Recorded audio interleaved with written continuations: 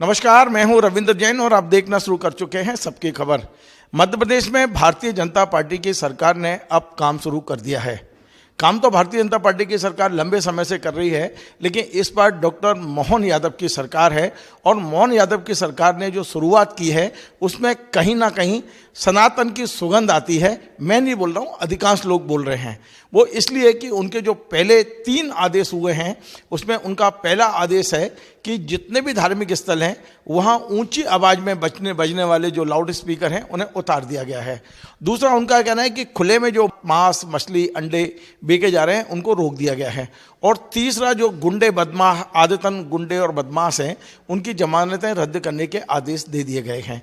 तो ये 3 आदेश हैं। चौथा उनका कॉलेज खोलने का भी है। लेकिन इसके साथ साथ मायावती, जो बहुजन समाज पार्टी की राष्ट्रीय अध्यक्ष हैं, उन्होंने कहा है कि गरीबों से रोजगार छीना जा रहा है, क्योंकि मांस, मच्छी, अंडे गरीब लोग बेचते हैं, उनका रोजगार है छीना जा रहा है। तो मध्य प्रदेश में सरकार ने जो टेक ऑफ किया है, काम की शुरुआत की है, वो कैसी है? क्या डॉक्टर मोहन यादव मध्य प्रदेश के निवृत्तमान जो मुख्यमंत्री शिवराज सिंह चौहान हैं उनकी लोकप्रियता के आसपास पहुंच पाएंगे, नहीं पहुंच पाएंगे? उनका काम करने का जो शुरुआत हुई है वो किस तरह की है? ये आगे किस तरह आगे बढ़ेगा? इन तमाम सारे मुद्दों पे हम बात करेंगे मध्य प्रदेश के वरिष्ठ पत्रकार विनय द्विवेदी जी से। विनय जी, आपका बहुत बहुत स्वागत है। आपको बहुत अनुभव है, 3 दशक आपने पत्रकारिता में गुजारे हैं और आपने कई मुख्यमंत्रियों का टेक ऑफ देखा है। ये जो नए मुख्यमंत्री हैं डॉक्टर मोहन यादव, उनको किस रूप में देख रहे हैं? क्योंकि मुझे पहली बार ऐसा लग रहा है कि उनकी कहते ही प्रशासन एकदम मैदान में उतर पड़ा है। हम देख रहे हैं 2-3 दिन से वीडियो कि मस्जिदों से, मंदिरों से माइक उतारे जा रहे हैं, मीट की दुकानें हटाई जा रही हैं, इंक्रोचमेंट साफ होने लगा है। तो ऐसा लग रहा है कि मतलब बहुत तेज़ी से प्रशासन उनके बात को बड़ी गंभीरता से ले रहा है।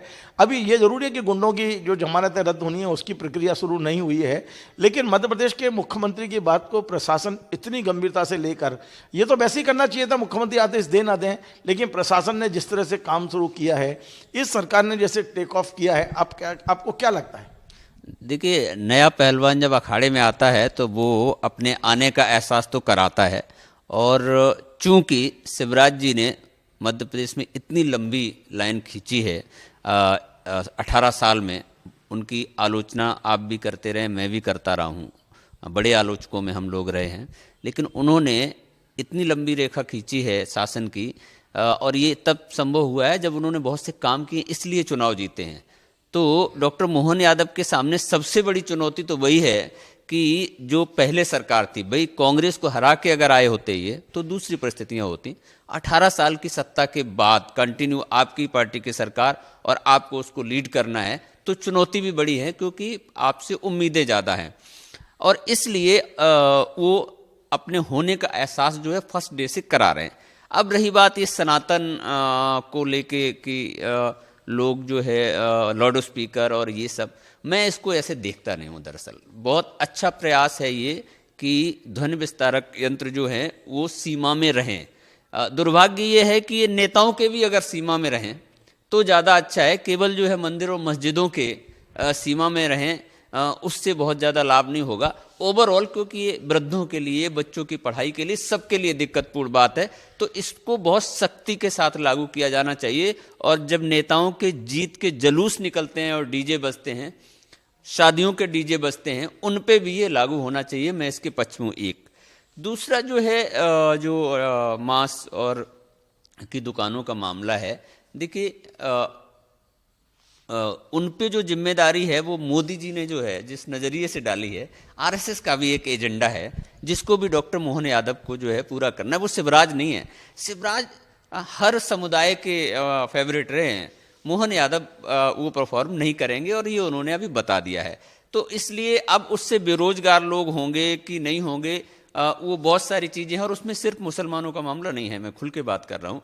उसमें जो है बहुत से जो ठेले वाले हैं वो हिंदू भी हैं, उसमें हिंदू भी खाते हैं, मुसलमान भी खाते हैं। तो वो ऐसा नहीं कि एक तरफा कोई मामला है। हाँ, लेकिन एजेंडा अब समझ में आना चाहिए मोहन यादव का कि क्या होगा। इसके अलावा उन्होंने जो कॉलेज वाले पहल की है वो अच्छी पहल की है। मुझे लगता है अभी हम मोहन यादव जी की आलोचना उतनी लेवल पे नहीं करनी चाहिए। हमें भी उसको जो है अपनी आलोचना का वॉल्यूम को थोड़ा सा स्लो रखना चाहिए और ये देखना चाहिए कि आखिर ये जो है करने क्या वाले हैं। इसलिए मैं कह रहा हूं क्योंकि बहुत लोग क्या कह रहे हैं मुझे नहीं पता, लेकिन मोहन यादव जी के सामने इतनी बड़ी चुनौती शिवराज जी छोड़ के गए हैं कि और वो तो शिवराज की चुनौती है, फिर जो है अर्थव्यवस्था की चुनौती, जो आपने बोला है उसको पूरा करना है, उसके अपने बवाल होने वाले हैं जिनको आपको पूरा करना है। दूसरा बात ये ब्यूरोक्रेसी का जो मामला है, देखिए शिवराज ने लगातार शासन किया तो उसके फायदे और नुकसान भी थे। ब्यूरोक्रेसी मुंह से लग गई थी उनके, बहुत सारे अफसर जो मुंह लग गए थे, उनका कुछ नहीं बिगड़ा। मोहन यादव ने आके ही बहुत सारा कुछ जो है बताया है कि हम कुछ करने वाले हैं, तो इसलिए मुझे लगता है कि अभी उनको वक्त देना चाहिए। नहीं, आलोचना की तो कोई बात है ही नहीं है।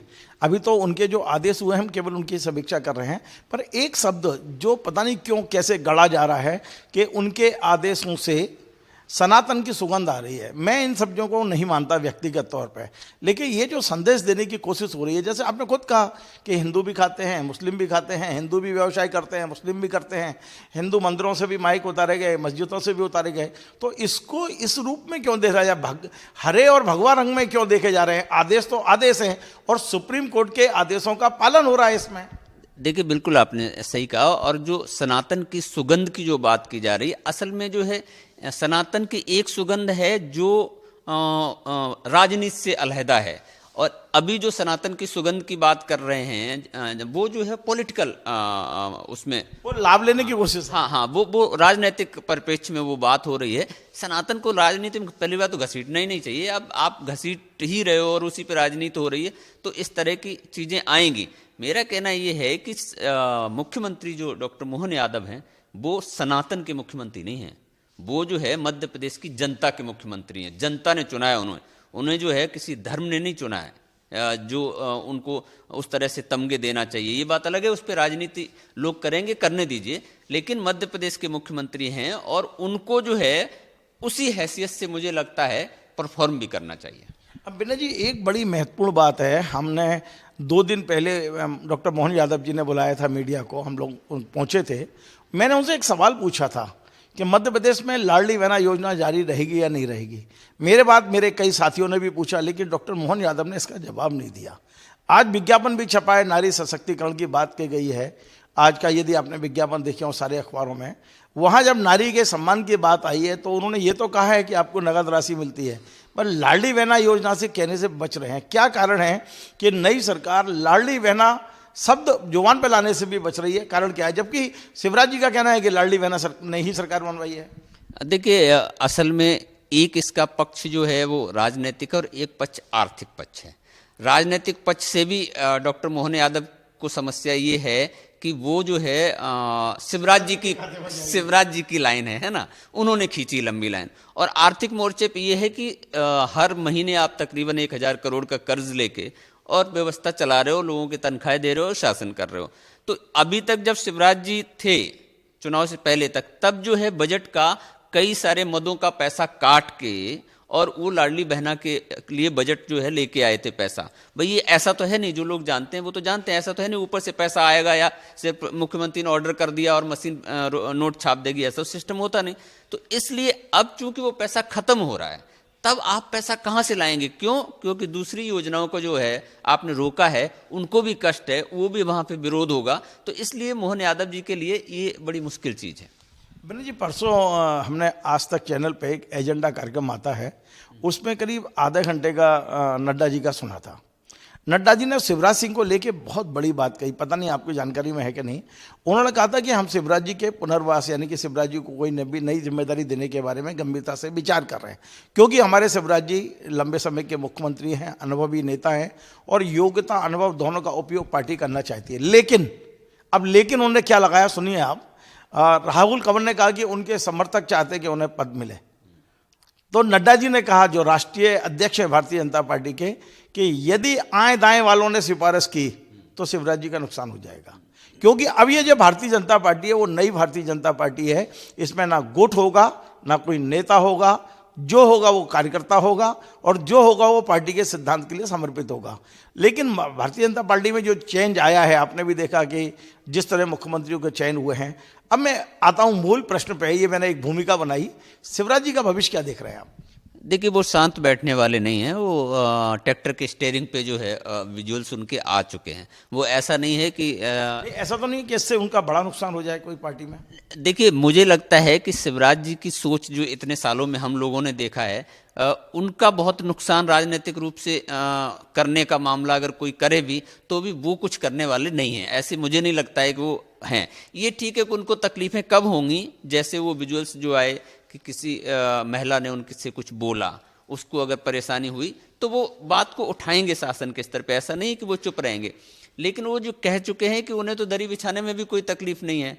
और देखिए आप देखिए, नहीं, उन्होंने एक बात और कही है विनय जी, बस क्षमा चाहता हूँ आपको बीच में रोक रहा हूँ। उन्होंने ये भी कहा है कि मेरे रहते लाडली बहना योजना बंद नहीं होगी। इसे किस रूप में देखा जाए? क्या ये चेतावनी है? और यदि मध्य प्रदेश ने लाडली बहना योजना अगले महीने पैसे नहीं दिए तो क्या शिवराज जी आंदोलन कर सकते हैं? बिल्कुल मुझे नहीं लगता ऐसा। इसलिए नहीं लगता क्योंकि शिवराज जी के साथ भारतीय जनता पार्टी ने पिछले 6 महीने में जो व्यवहार किया है, वो उसके बाद भी जो है वो दरी बिछाने के लिए तैयार हैं। आप देखिए, मैं और आप थे, अमित शाह की प्रेस कॉन्फ्रेंस थी, अमित शाह के बगल में शिवराज जी बैठे थे, और जब सवाल हुआ तो उन्होंने कहा कि अभी ये हैं, बाद में देखा जाएगा कौन होगा, और ये पार्टी का मामला है। तो ये एक बार नहीं हुआ, कितनी बार आप बताइए कि भोपाल में मोदी जी आए और यहाँ लाडली बहना का नाम नहीं लिया गया, शिवराज जी का नाम नहीं लिया गया मोदी जी के मुंह से। तो एक नहीं, ऐसे पूरे श्रृंखला है पिछले 6 महीनों में शिवराज जी को लेके। तो मुझे नहीं लगता है कि शिवराज जी कोई बहुत बड़ा विस्फोट करने वाले हैं। हाँ, ये ठीक है कि वो बोलेंगे, लोगों की बात करेंगे, उमा भारती की तरह वो चेतावनी भी देने वाले नहीं है। अच्छा, एक बड़ा वैसा प्रश्न है जो पूरे मध्य प्रदेश की जनता जानना चाहती है। हम कंपेयर करें, हालांकि भी बहुत जल्दीबाजी होगी, क्या शिवराज जी की हाइट डॉक्टर मोहन यादव ले पाएंगे? क्योंकि मोहन यादव के साथ पूरा संगठन जिस तरह से लग गया है, जिस तरह से केंद्र से वो संचालित हो रहे हैं, तो लोकप्रियता के मामले में क्या वो उस दौड़ में शामिल हैं या शिवराज जी पहुंच पाए? मुझे नहीं लगता, इसलिए क्योंकि मैं जो है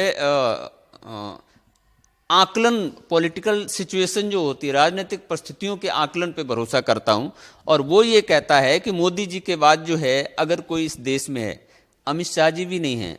अगर जो है आप वोट पॉलिटिक्स के पॉइंट ऑफ व्यू से देखेंगे तो मोदी जी का उत्तराधिकारी अगर कोई होगा तो योगी आदित्यनाथ होंगे, क्योंकि वो जो है आरएसएस के प्लान बी के हिस्से हैं, जितना मैं एनालाइज कर पाया हूं। तो मोहन यादव जी को अभी बहुत चलना पड़ेगा। नहीं, मैं वहां कंपेयर नहीं कर रहा हूं, मैं केवल शिवराज जी से कंपेयर। शिवराज जी को जिन परिस्थितियों में सत्ता मिली थी, जिस तरह का मध्य प्रदेश उनको मिला था, जिस तरह का मध्य प्रदेश उन्हें छोड़ा है, तो जहां तक उन्हें अपनी लोकप्रियता पहुंचाई, मोहन यादव को क्या लगता है कि उस पैटर्न पे चल पाएंगे? शिवराज जी जैसा मामा, भाई, बहन, एक कनेक्ट कर पाएंगे जनता से अपने को? मुझे देखिए, मैंने जितना देखा है डॉक्टर मोहन यादव को मंत्री के रूप में, और उन यहाँ तक कि उनकी जो बॉडी लैंग्वेज है, उनकी जो चाल है, मैं बहुत बड़ी बात कह रहा हूँ कि शिवराज जी और उनमें जो है बहुत ज़मीन और आसमान का फ़र्क है। 18 साल शिवराज जी ने अगर यहाँ राज किया है, तमाम सारी बुराइयां आप निकाल दीजिए, लेकिन फिर भी नाम शिवराज सिंह चौहान आता है। डॉक्टर मोहन यादव को अभी बहुत वक्त चलना पड़ेगा इसके लिए। एक और, शिवराज सिंह चौहान यदि मध्य प्रदेश में इसी तरह सक्रिय रहे तो मोहन यादव को तकलीफ नहीं होगी, क्योंकि उनका जो सक्सेसर है एक तरह से, मतलब मोहन यादव बन के आए हैं। और यदि सक्रियता के मामले में शिवराज जी का, आज भी आपको मालूम है देश में कोई राजनीतिक दल नहीं है जिसके पास शिवराज जैसा सक्रिय राजनेता हो, लोकप्रिय राजनेता हो, और जो पब्लिक से सीधा कनेक्ट करने वाला हो। यदि इसी तरह शिवराज जी मध्य प्रदेश में सक्रिय रहते हैं तो मुझे लगता है कि वो मुख्यमंत्री से पहले वो पहुंच जाया करेंगे। कोई घायल है तो अस्पताल पहुंचाने भी वही जाएंगे, महिलाओं को गले भी वही लगाएंगे, ट्रैक्टर लेके खेत में भी वही उतरेंगे। तो फिर मोहन यादव जी क्या करेंगे? देखिए, कैमरा पॉलिटिक्स है, तो इसमें सिर्फ शिवराज जी को ही मत देखिए, मोहन यादव जी को भी अगर उनका टारगेट जा रहा होगा तो उनके भी विजुअल ऐसे ही आएंगे किसी की मदद करते हुए, और दूसरे नेताओं के भी आए, शिवराज जी का अकेला नहीं आया। मैं तो सीधा सीधा ये पूछ रहा हूं कि शिवराज जी की सक्रियता से मोहन यादव को कितनी तकलीफ होगी? मुझे बिल्कुल नहीं लगती तकलीफ होगी, लेकिन हाँ, तकलीफ मुझे तब लगती है जब मंत्रिमंडल का गठन होगा और उसमें जो है, जो बिग गन्स हैं मध्य प्रदेश भारतीय जनता पार्टी के, वो जब शपथ ले रहे होंगे, तब मैं ये जरूर समझूंगा कि डॉक्टर मोहन यादव के लिए मुसीबतें बहुत बड़ी हैं। लेकिन आपको लगता है कि बिग गन आएंगे? कई लोग तो ये कह रहे हैं कि हो सकता है भजन लाल जी की तरह पहली बार के लोगों को ही मंत्री बनाया जाए, जैसा गुजरात फार्मूला है, पुराने लोग सब घर बिठा दिए जाए इस बार। देखिए, सब गुजरात फार्मूला इसलिए लागू नहीं हो सकता। राजनीतिक सिचुएशन ये है कि 2 पूर्व मंत्री जो है वो उप मुख्यमंत्री की शपथ ले चुके।